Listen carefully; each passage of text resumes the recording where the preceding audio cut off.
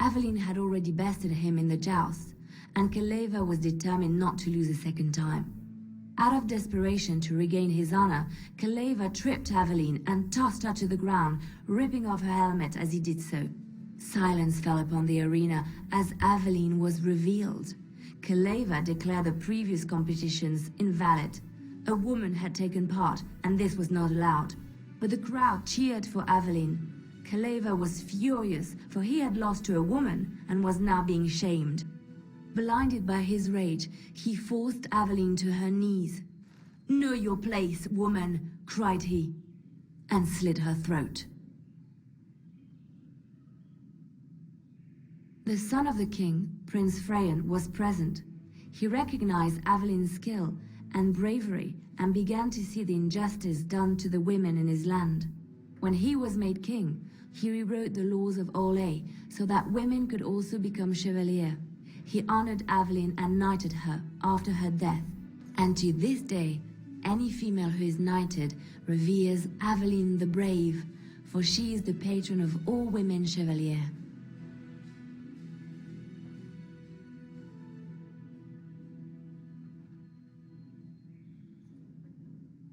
Well, quite the story, huh? You know, I could get to like this. The last time I came to Denerim, I stayed at an inn so filthy the bed bugs had fleas. Oh my god. What say you? By all means. And why not? There are many things to enjoy about being a crow in Antiva. You are respected, you are feared, the authorities go out of their way to overlook your trespasses, even the rewards are nothing to turn your nose up at. As for the killing part, well, some people simply need assassinating. Or do you disagree?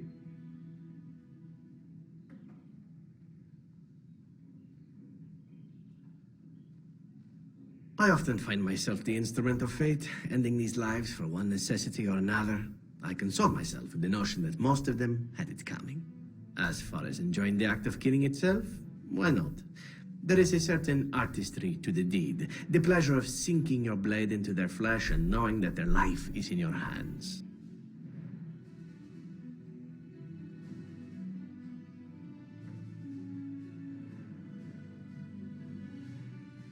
It is not pleasure, per se, nothing sexual. It is more a sense of satisfaction, a feeling of power. Does that make sense? No matter. There are many things I did not enjoy about being a crow, of course.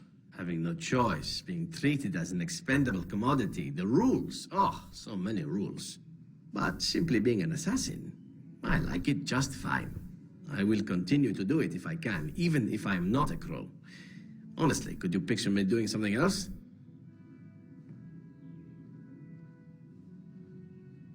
Whereas I am content merely doing what I happen to be good at. It's a talent that not many come by, honestly. I don't see why I need not pursue it. Of course, all these thoughts are moot. Chances are still good that you and I will perish, eaten by darkspawn or slain by the crows at some point. Very gruesomely, I imagine. But it is pleasant enough to chat about. Come, let's move on while our boots still have some wear in them.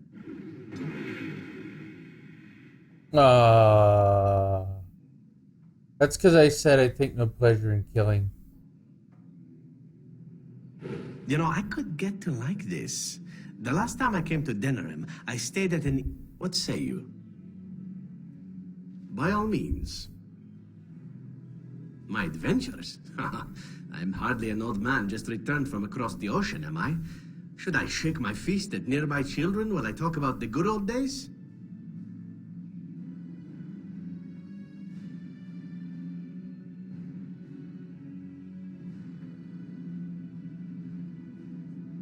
Falling down a flight of stairs is an adventure. Falling into someone's bed, also an adventure. I am assuming what you're looking for are professional anecdotes. Let's see, my second mission ever for the Crows was a bit intriguing.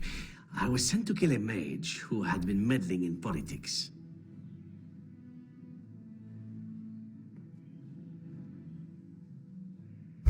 Well, it was just the one mage. Not as simple a mission as the vagrant Grey Warden or two, perhaps.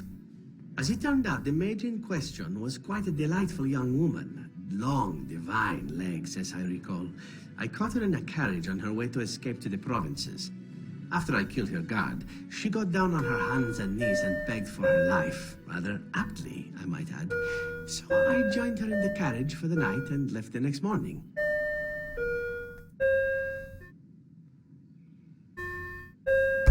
Well, yes, twice, actually.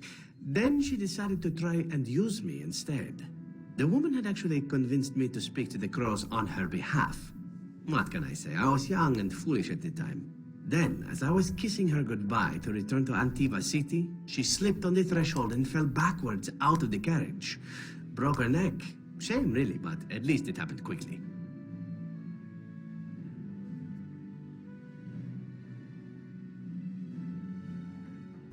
At first, yes. Well, not upset. Surprised is really a better word. Then I found out that she had told the driver to take her to Janellen instead. She had planned to lose me in the provinces. I would have looked very foolish to the crows. As it was, my master was very impressed that I had done such a fine job of making it look like an accident. The Circle of Magi was unaware of foul play, and everyone was happier all around.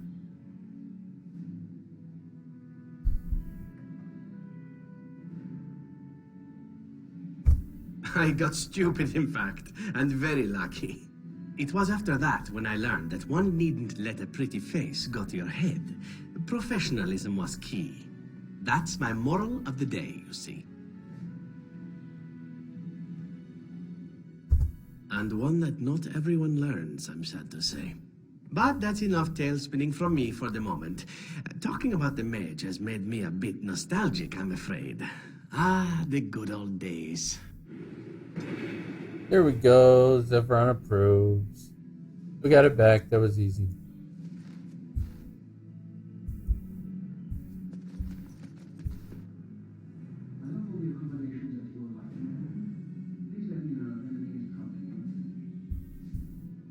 I hope all the accommodations are to your liking, Warden. Please let me know if anything is troubling you. All right.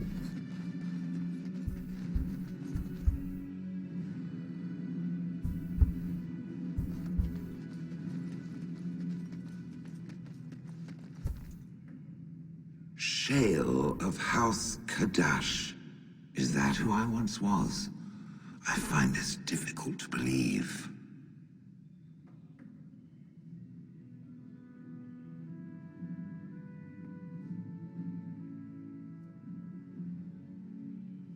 Then I envy its imagination. If I was this Shale of House Kadash, as Caridin said, there must be some evidence of my existence remaining. I must find it. Oh.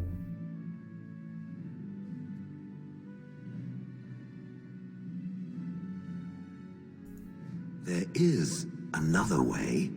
What Caridin said, it has allowed me to remember one thing.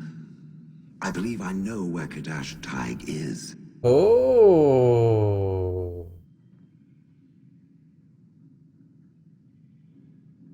Its offer is appreciated. I will mark the location on its map. If we can journey there soon, I am most curious as to what we will find. Me too. No. Well. Well. Well, what?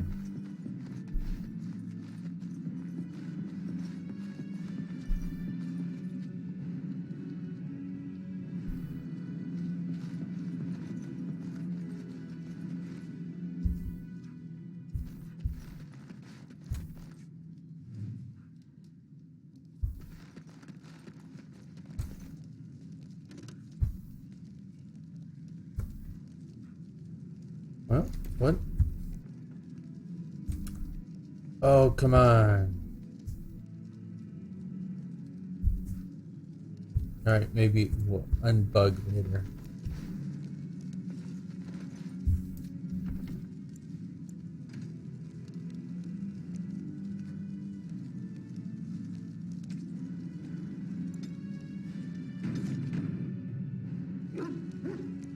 This is not as defensible as I would like, but it will do. What is your wish, Kadan?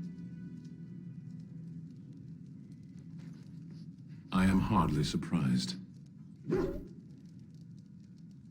To put it lightly, no one has a place here. Your farmers wish to be merchants. The merchants dream of being nobles, and the nobles become warriors. No one is content to be who they are.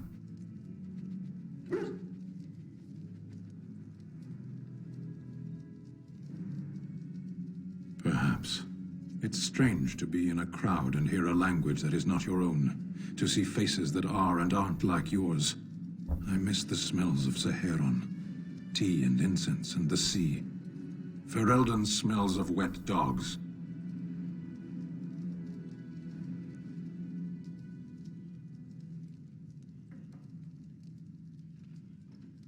True. I was trying to forget that part. Shall we move on? There is interesting food here. You have a thing. It doesn't have a word in the Kunari tongue. Little baked things like bread, but sweet and crumbly. Yes, we have no such things in our lands. This should be remedied. Shall we move on? As you wish.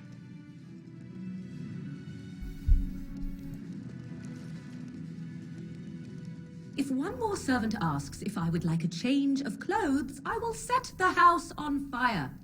What comes, my friend? So, full of questions, are you? Possibly, if I had the desire to. I do not.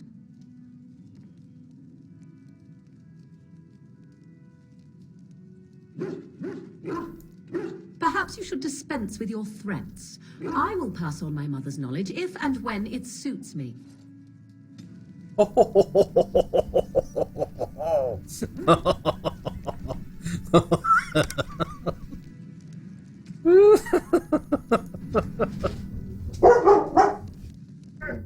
What? Hush.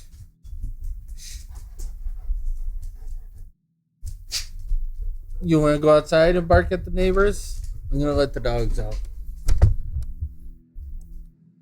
Be right back. Come on, you can go outside and bark at the neighbors. All right. Yeah. Oh, no. Bark away.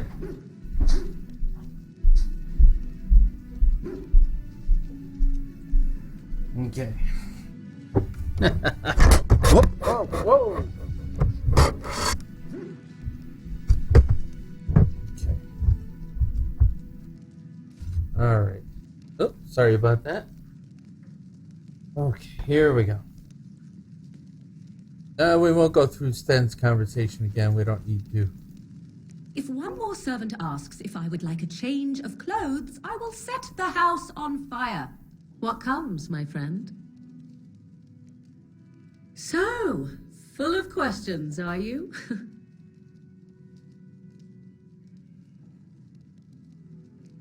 My mother has been hunted from time to time, yes, by Templar fools like Alistair, which should tell you how successful they generally were. Flemeth made a bit of a game of it, in fact. The Templars would come again, and she would look at me and smile and say, You're fighting the fun is to Archdemon begin already? once more.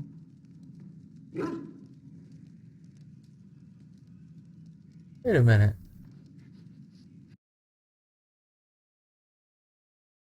You said you're at the part where you fought the Brood Mother. Where I fought your second playthrough. Oh, you didn't finish your first playthrough. Ah, I see. Okay, I got it.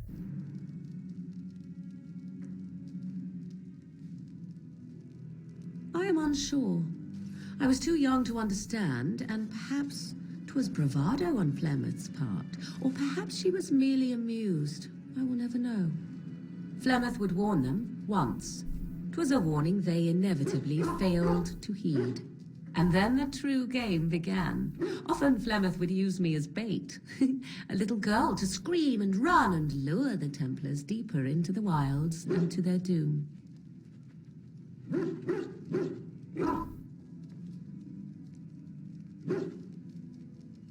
Sometimes, eventually. Thankfully, the wilds is a vast place. Once they found